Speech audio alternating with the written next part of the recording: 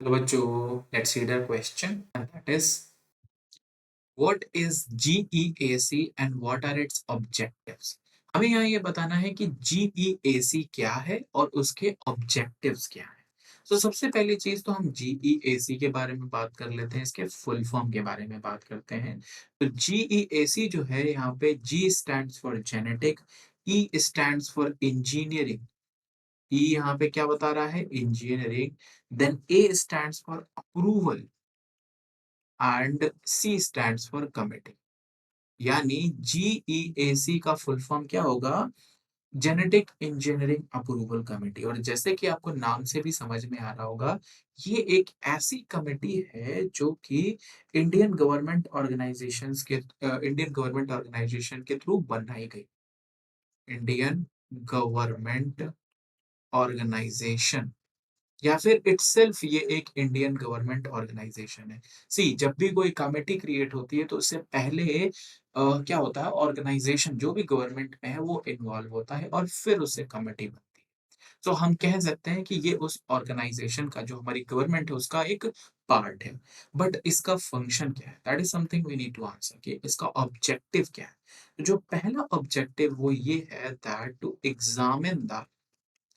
to examine the validity of genetic modification। जो भी GMO, genetic modified organism होते हैं, या सिंपली हम कहें कि जो भी जेनेटिक मॉडिफिकेशन हम करते हैं उसकी वैलिडिटी के बारे में ये एग्जामिन करते हैं।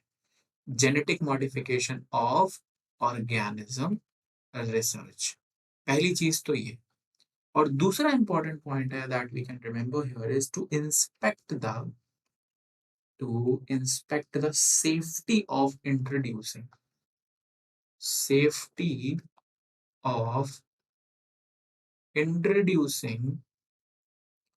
GMO for public services, that is genetically modified organisms for public services। अब इन दोनों चीजों से हम समझते क्या, सी जब हम बात करते हैं वैलिडिटी का, तो हर चीज का एक पेटेंट होता है। और अगर किसी ऑर्गेनिज्म पर कोई रिसर्च करी जा रही है तो हम किसी पर्टिकुलर चीज के बारे में रिसर्च कर रहे हैं।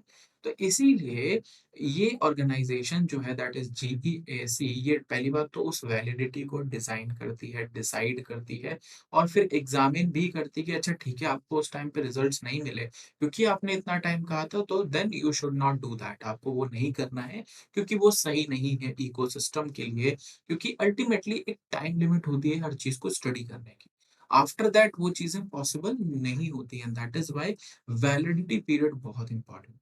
उसके बाद हम जो भी ऑर्गेनिज्म क्रिएट कर रहे हैं जेनेटिक मॉडिफिकेशन से, क्या वो सेफ है पब्लिक लोगों को देने के लिए, क्या वो क्रॉप सेफ है, क्या वो ऑर्गेनिज्म सेफ है। क्योंकि ultimately there are so many things that can be involve है कि भाई वो तो एक लैब में बना हुआ ऑर्गेनिज्म है, जब वो रियल लाइफ में आएगा, रियल इकोसिस्टम में आएगा, तो वो बहुत सारी चीजों से इंटरेक्ट करेगा जो शायद लैब में ना हो। तो उसमें क्या होगा, इट कैन बी हजार्डस। सो इसीलिए उसकी सेफ्टी को इंस्पेक्ट करना भी इस ऑर्गेनाइजेशन का काम है। And these are the main objectives. I hope this will help you. Thank you.